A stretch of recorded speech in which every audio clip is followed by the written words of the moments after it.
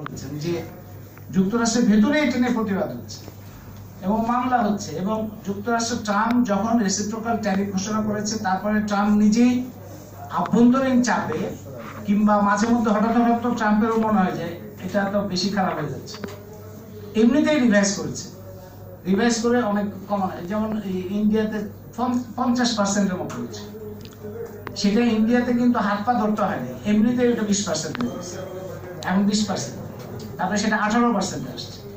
কিন্তু দেখা গেল যে বাংলাদেশে এদের প্রথম থেকে যখন থেকে ট্রাম্প ট্যারিফ ঘোষণা করলো, আমাদের দেশের অন্তর্বর্তী সরকারের মনে হলো তারা যেন দেওয়ার জন্য চুক্তি করার জন্য অস্থির, চুক্তি করতে হবে, এবং ওই চুক্তি করার আগেই যুক্তরাষ্ট্রের শর্ত অনুযায়ী যেগুলি আমদানি করতে হবে সেটা গত বাজেট বক্তৃতার মধ্যে কি করে থাকে, চুক্তি তো হইলো এই 9 ফেব্রুয়ারি, কিন্তু গত বাজেট বক্তৃতার মধ্যে কিন্তু এই যে মাছ মাংস অস্ত্র আমদানি করবে, বোয়িং আমদানি করবে, এই সমস্ত কথাবার্তা গত বাজেট বক্তৃতার মধ্যে ছিল। তার মানে তারা তো নিজেরাই অগ্রসর হয়ে যুক্তরাষ্ট্রকে বলার আগেই এই সরকার বলছে। এটি হচ্ছে একটা বড় প্রশ্ন যে কি কারণে এই সরকারের এত তাগিদ, এবং কিছু হওয়ার আগে নন ডিসক্লোজার এগ্রিমেন্ট করে দিল, নন ডিসক্লোজার মানে এটা প্রকাশ করা হবে না, প্রকাশ করবে না তারা, এরকম একটা চুক্তি তারা করবে।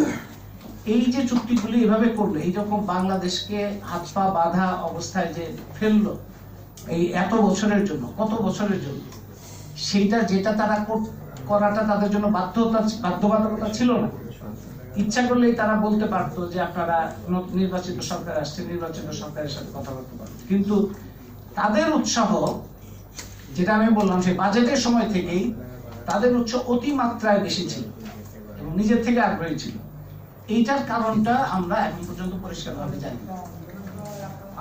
আমরা যেটা লক্ষ্য করেছি যে অন্তর্বর্তী সরকারের মধ্যে বেশ কিছু লোক ছিল যারা বিশেষ সহকারী কিংবা উপদেষ্টা পরিচয়ে ছিল, কিন্তু তাদের মূল ভূমিকা ছিল পুনরায় এই ধরনের চুক্তিগুলি সম্পাদন করা, সেটা যুক্তরাষ্ট্র কি হোক কিংবা বিদেশি কোম্পানি হোক। এই যে বন্দরের চুক্তি করার জন্য তাদের উত্তেজনা দেখা গেছে, এবং এলএনজি আমদানি, তারপরে স্টারলিংকের সাথে চুক্তি করে বাংলাদেশের এই পুরো যোগাযোগ ব্যবস্থায় কি পরিবর্তন সাধিত হলো, আমরা কিভাবে লাভবান হলাম তার কিন্তু কোনো হিসাব নিকাশ আমরা এখনো পাইনি, কিন্তু স্টারলিংকের সাথে চুক্তি করা হয়েছে। এই চুক্তিগুলি করার ব্যাপারে তাদের যে বিশেষ উৎসাহ, সেটা দেখে মনে হয়েছে যে তারা উপদেষ্টা কিংবা বিশেষ সহকারী পরিচয় হলেও আসলে তারা লবিস্ট হিসেবে ভূমিকা পালন করেছে, বিভিন্ন কোম্পানির লবিস্ট কিংবা বিদেশি কোম্পানি, এবং তাদের মধ্যে অনেকেই আছে যারা বাংলাদেশের নাগরিকও না, এই কারণে তারা বাংলাদেশে থাকবেও না, কাজে তাদের পাওয়াও যাবে না। বাংলাদেশ যে 50-60 বছরের জন্য ভোগান্তির মধ্যে পড়বে, চাপের মধ্যে পড়বে, সেই সময় তাদেরকে গিয়ে বলা যাবে না যে আপনারা এটা কেন করবেন, তাদের খুঁজেই পাওয়া যাবে না, কারণ তারা অস্থায়ী অন্তর্বর্তী সরকারের আগেও তারা বাংলাদেশে ছিল না, সরকার 5ই আগস্টের পরে তারা বাংলাদেশে আসছে এবং বাংলাদেশের ক্ষমতায় বসছে, এবং তারা আসার পরপরই এই সমস্ত চুক্তিগুলি করার ব্যাপারে তাদের অস্থিরতা দেখা গেল। তা আমরা সেই কারণে গত সরকারের অন্তর্বর্তী সরকারের সময় বলেছিলাম যে এই চুক্তির সাথে যারা যারা জড়িত, যেটা অ্যাকাউন্টেবিলিটি কথা আসলো, যারা যারা জড়িত তাদের কেন তারা এই চুক্তিগুলির মধ্যে বাংলাদেশকে নিয়ে গেল, এইটা তো জনগণের জানার অধিকার আছে। সুতরাং তাদেরকে নিয়ে তদন্ত করতে হবে এবং তদন্ত করে বিচার করতে হবে, এবং তদন্তের সাথে তারা যেন দেশ ত্যাগ করতে না পারে সেই ব্যবস্থা করতে হবে। এখন এই সরকার দেখা গেল যে দেশ ত্যাগ করতে দেয় নাই এরকম একজন ব্যক্তিকে, দেশ ত্যাগ করতে দেয়নি, কিন্তু তাদের মন্ত্রণালয়, পররাষ্ট্র মন্ত্রণালয় দায়িত্ব দিয়েছে। এইটা তো আমরা বলি না, আমরা বলছি দেশ ত্যাগ করতে দেওয়া হবে না, তাদের তদন্ত করতে, বিচার করা হবে, তাদেরকে আরো দায়িত্ব দেওয়া। এটা তো খুবই ঝুঁকিপূর্ণ এবং আমাদের জন্য উদ্বেগজনক যে এই সরকারের কাছ থেকে তো আমরা দাবি করছিলাম যে এইটার একটা পরিবর্তন হবে, এবং এই চুক্তিগুলি যেমন পদগুলো যদি বলেছেন যে অনেক কিছু করার আছে, এই সরকারও করতে পারে। এই সরকার প্রথমত র্যাটিফিকেশনের জন্য এবং পার্লামেন্টে এগুলিকে নিয়ে যাওয়া, আলোচনা করা, পর্যালোচনা করা, এটার ভালো মন্দ প্রথমত পাবলিক কনসালটেশনের মধ্যে নিয়ে আসা, পাবলিক কনসালটেশন এবং পার্লামেন্টের কনসালটেশন, এই দুইটার মধ্যে যদি আনা যায় তাইলে অনেক কিছু পরিষ্কার হবে, এবং সেই ক্ষেত্রে যারা অপরাধী দায়ী তাদের সামনে আনা সম্ভব, এবং বাংলাদেশে যেন এই ধরনের কাজ কেউ না করতে পারে সেটা করা এই সরকারের পক্ষে সম্ভব। কিন্তু এই সরকার যখন চুক্তির সাথে যুক্ত একটা ব্যক্তিকেই আবার তুলে আনেন এবং তাকেই দায়িত্ব দেন, তখন তো আমরা এটা নিয়ে আমরা চিন্তিত হয়ে পড়ি। কারণ তাহলে আমরা তো ভরসা কোথায় পাবো? এবং গত সরকারের সময় যে ব্যক্তিদের কি উৎসাহটা ছিল, মানে খলিলুর রহমান কিংবা আশিক চৌধুরী কিংবা লুৎফে সিদ্দিকী, তাদের কি কি কারণে তাদের এত উৎসাহ ছিল? তাদের কি চাকরি থাকবে না? তারা কি ওই দেশে ঢুকতে পারবে না? তারা কি করতে পারবে? মানে এটা একটা অনুসন্ধানের বিষয় যে তাদের কি স্বার্থ ছিল এর পেছনে, নাকি তাদের কোনো কমিশনের ব্যাপার ছিল? নইলে এই অতিরিক্ত উৎসাহ নিয়ে বাংলাদেশকে এরকম বিপদে ফেলার কারণটাই। মোহাম্মদ ইউনূস সাহেব, উনি তো প্রধান, উনি তো ওনারও চুক্তির ব্যাপারে খুব উৎসাহ আমরা দেখেছি, বন্দরের চুক্তি এবং এই সমস্ত চুক্তি করতে হবে। তো ইউনূস সাহেবের আর পাওয়ার কি আছে? ইউনূস সাহেবের আগ্রহটা কি কারণে ছিল? ইউনূস সাহেব কি কারণে এই চুক্তি, তিনি কি পাবেন? তিনি তো তার নিজের যা যা করার, গ্রামীণ নামের সব প্রতিষ্ঠান, অনেকগুলো প্রতিষ্ঠান করেছেন, ট্যাক্স মওকুফ করেছেন, তার যা যা করার সুবিধাগুলো তো হয়েছে। এই চুক্তিগুলি করতে গিয়ে হইলেও তার কি কারণে? কোনো বাধ্যবাধকতা ছিল? কোথাও দাসপথ দেওয়া ছিল?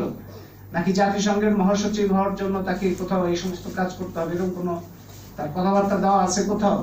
বা আর কোনো আন্তর্জাতিক সংস্থায় তিনি কোথাও, মানে এটা আসলে আমরা বুঝতে পারি না যে পুরো দেশকে বিপদে ফেলার জন্য এরকম উদ্যোগ আগ্রহ একজন ব্যক্তি কিংবা কতিপয় ব্যক্তি কিংবা একটা সরকারের কি কারণে হইতে পারে? তারা এর বিনিময়ে তারা কি পেতে পারে? এটা আসলে আমাদেরও অনুসন্ধান করতে হবে এবং জনগণেরও এটা জানতে হবে, কারণ ভবিষ্যতেও সরকার যাতে এগুলো না করতে পারে। এখন শুধু কথা এটা বলে আমি শেষ করি যে বর্তমান নির্বাচিত সরকার আসছে, বর্তমান নির্বাচিত সরকার ইতিমধ্যে বলেছেন, তারেক রহমান বলেছেন, এই সরকার বলেছে, বিএনপির একটা ঘোষণা হিসেবে বলা হয়েছে সবার আগে বাংলাদেশ,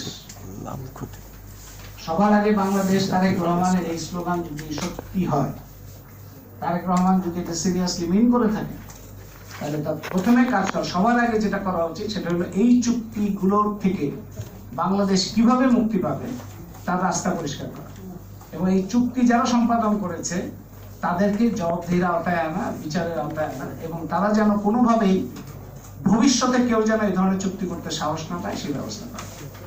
সেটা আমরা আশা করি। আমরা উদ্বেগ নিয়ে, এই আশার মধ্যে আমাদের উদ্বেগ তৈরি হয়েছে বিভিন্ন বিনিয়োগের যে ধরনের চুক্তি, যে ধরনের ব্যক্তিদের দায়িত্ব দেওয়া হয়েছে, সেটা দেখে আমরা এটা নিয়ে নিশ্চিন্ত হতে পারছি না। কিন্তু তারপরেও আমরা এই দাবিটা আজকের এই সভা থেকে উত্থাপন করছি। সবার আগে বাংলাদেশ, তিনি যদি সত্যি বুঝিয়ে থাকেন তাহলে অবশ্যই সবার আগে এই চুক্তিগুলির হাত থেকে বাংলাদেশকে তার রক্ষা করতে হবে। সবাইকে ধন্যবাদ।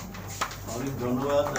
এইখানে আমরা খালি বলতে চাই 1 মিনিটের মধ্যে যে চুক্তির বিভিন্ন দিক নিয়ে আলোচনা হলে এটাতে সুস্পষ্টভাবে এই প্রমাণ হলো যে এটা স্বার্থ বিরোধী, এটা স্বার্থ বিরোধী চুক্তি, জাতীয় স্বার্থ বিরোধী চুক্তি।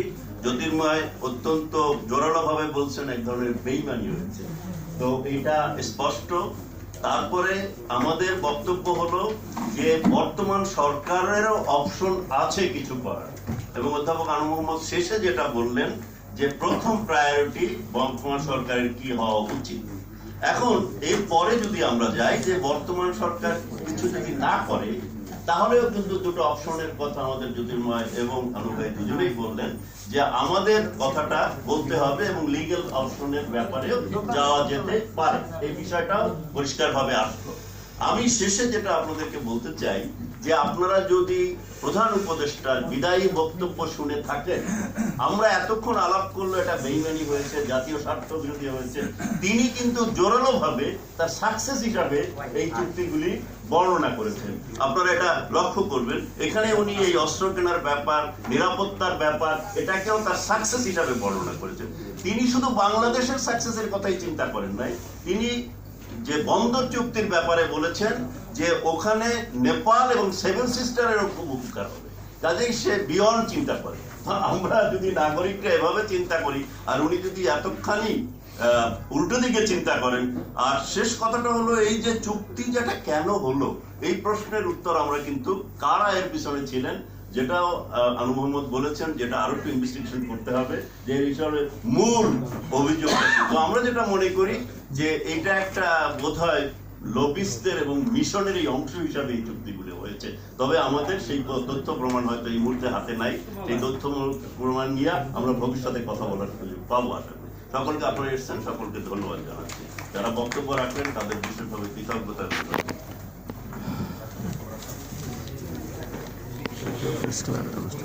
এই মাত্র শেষ হলো।